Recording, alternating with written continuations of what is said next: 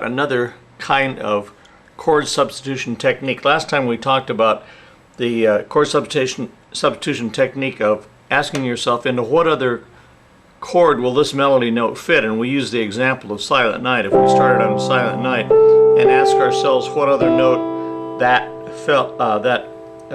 was part of in addition to C, we said we could come up with lots of different chord substitutions. And if you haven't watched that, be sure and watch that, because that's the key to thousands of chord substitutions, really. But let me give you another one that is applicable anytime you have a seventh chord.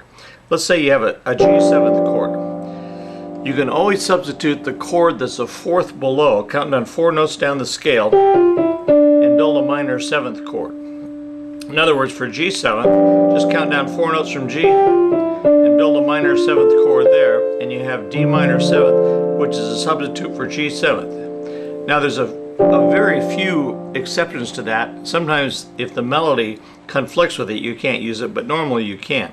So let's say that our melody is G and we have a G7th chord normally, okay? Well, we can substitute a D minor 7th, so that'll sound like that. And then we'll resolve to G7th. If our chord was C7th, for example, let's say we have a C7th with a G on top. We can count down 4 notes from C and build a minor 7th. That would be G minor 7th. So for C7th, instead of playing C7th, we could use G7th and then resolve to C7th. Let's take one more. Let's say we have a B flat 7th chord. What would we substitute for that? We go down a fourth and substitute a minor 7th. A minor 7th on F would be F, A flat, C, and E flat. If you don't know chords, of course, that's another issue, okay? And that's not the subject of this this short little video. You have to pursue other instructional devices for that.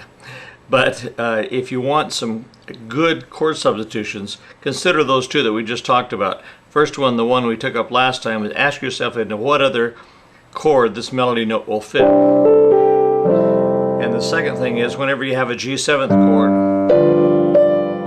you can substitute a D minor 7th. In other words, a chord the fourth below for G7th. So you see that makes it a lot mellower, doesn't it? Okay, so that's 2 out of 3 chord substitution techniques, and I'll be back again soon with the third chord substitution technique, so stay tuned for that. If you enjoy these little tips, then come on over to playpiano.com and sign up for our free email newsletter. You'll get a newsletter about every 3 or 4 days with a tip like this on it. Not always a video, but it's usually an audio with lots of pictures and so on. So if you want to learn chords and chord progressions, come on over and see us. Thanks for being with me, and we'll see you next time.